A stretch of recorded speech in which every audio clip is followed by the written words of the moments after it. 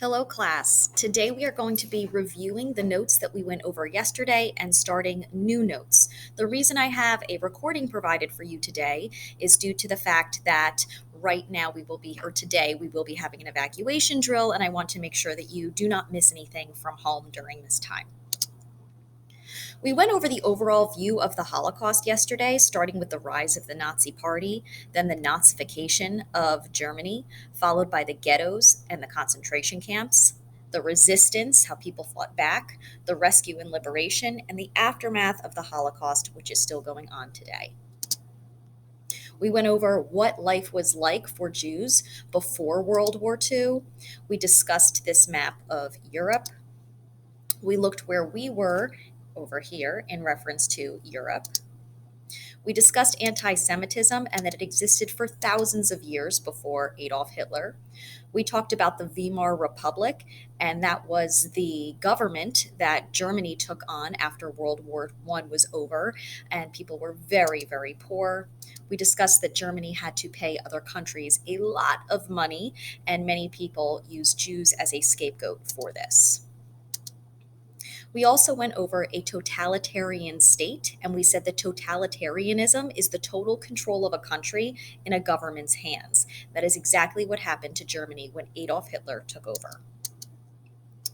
Then we started talking about the Nuremberg laws. I'm actually going to go back to the last slide. Give me 1 second.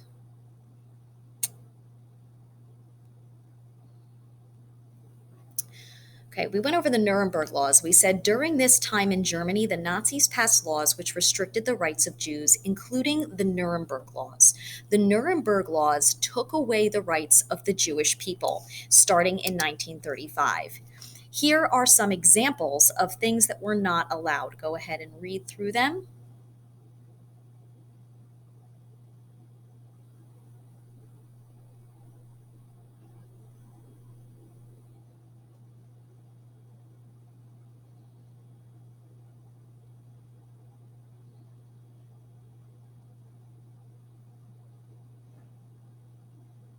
And again, this is just some of the Nuremberg laws. The sections go on and on. The Nuremberg laws stripped the Jews of their German citizenship. They were no longer considered German citizens. That's like because of your religion being stripped of your American citizenship. They were prohibited from marrying persons of German or related blood. It was against the law. And if you did attempt to do it, you would be punished with physical labor in a concentration camp or work camp. Jews, like all other German citizens, were required to carry identity cards, but their cards were stamped with a red J. So this J right here was actually bright red. This allowed police to easily identify them.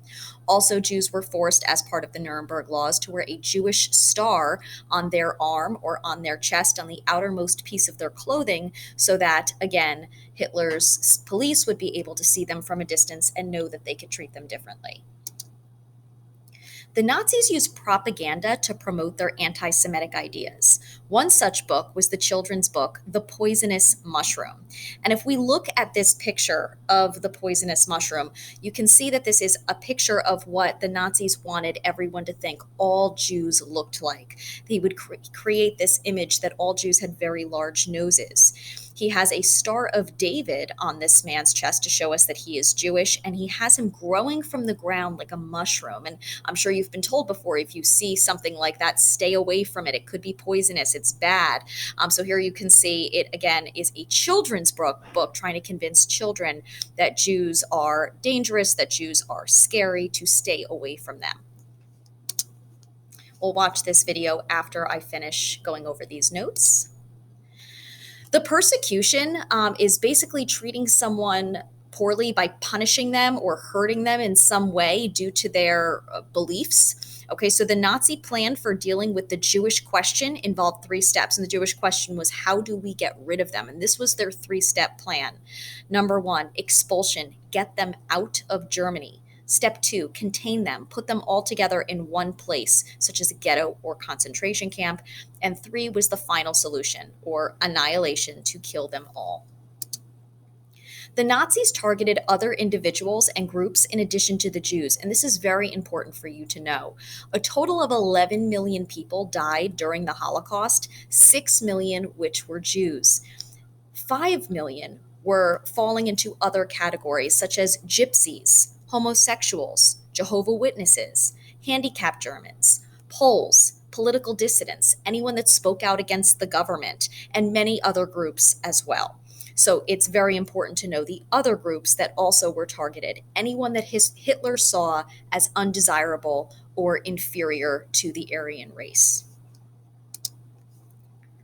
Kristallnacht was the night of the broken glass. It happened on November 9th through the 10th in 1938. I had told you about this when we went over the terms and discussed that this was the turning point in the Holocaust, really when everything started to begin. People were shot in the street, synagogues were burned, stores were destroyed and looted. As it says here, Germans attacked synagogues and Jewish homes and businesses. So, what was the US and the world response? Well, as we discussed, in 1938, before the Kristallnacht, the Evian Conference took place. 32 countries met to discuss what to do with the Jewish refugees trying to leave Germany and Austria.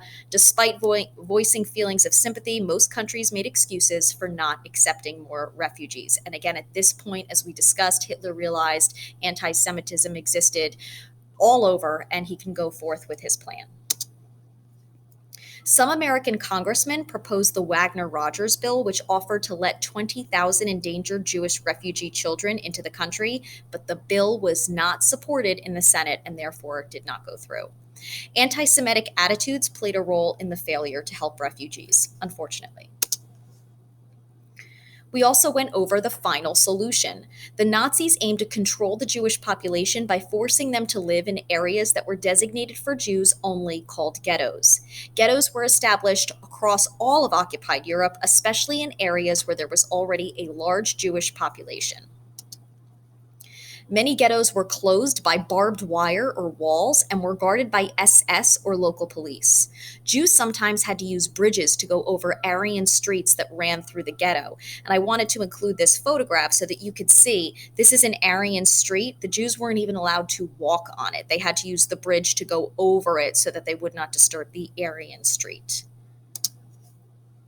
Life in the ghettos was hard. Food was rationed. Several families often shared a small space. Disease spread rapidly. Heating, ventilation, and sanitation were limited. Many children were orphaned in the ghettos. As I did tell you, one major difference between the ghettos and concentration camps is that in most ghettos, you were able to stay together with your family, while in concentration camps, you were usually separated. This is a disturbing image. You do not need to look. This is Einsteingruppen. They were mobile killing squads made up of Nazi SS units and police. They killed Jews in mass shooting actions throughout Eastern Poland and Western Soviet Union. And they would, I'm going to get away from that picture, they would line individuals up and shoot them into a mass grave. Very, very disturbing. That was their job. Continuing the final solution, on January 20th, 1942, 15 high-ranking Nazi officials met at the Wannsee Conference to learn about how the Jewish question would be solved. The final solution was outlined by Reinhard Heydrich, who detailed the plan to establish death camps with gas chambers. And I had already explained how the gas chambers worked. Remember, the gas chambers were set up to execute people in mass numbers in a very quick and efficient way. They were realizing that it was a cheaper way, a quicker way, and a more efficient way of killing people in a large number. Very scary. And this is a picture of Reinhard Heydrich, who came up with the plan. Death camps were the means to the Nazis used to achieve the final solution. There were 6 death camps. Most notable were Auschwitz-Birkenau and Treblinka. Each used gas chambers to murder the Jews. At Auschwitz, prisoners were told the gas chambers were showers. And also, as I told you, sometimes they would fill the gas chambers with water, and they would release water and bathe their stronger prisoners, so that the stronger prisoners would leave and say, oh yes, I had a nice warm shower and they gave me a warm cup of soup afterwards. It was great. I feel like a new person. And then they'd line up the weak, the very old, the very young. And unfortunately, they would not release water to them. They would release gas. And this is a picture of, as you can see, extermination camps have a skull, major concentration camps are black squares, and a main city with a ghetto has a Jewish star. So you can kind of just see, here's Auschwitz. Obviously, we're looking at Poland. Okay, and you can kind of see the process too by which sometimes prisoners were transferred. Most of the gas chambers used carbon monoxide from diesel engines. In Auschwitz and Madendak, Zyklon B pellets, which were highly poisonous insecticide, supplied the gas. After the gassings, prisoners removed hair, gold teeth, and fillings from the Jews before the bodies were burned in the crematoria or burned in mass graves.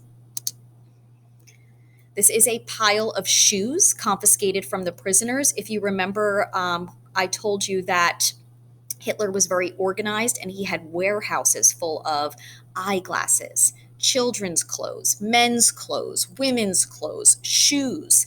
And you could just see the piles of shoes to show you the number of prisoners that were in the camps.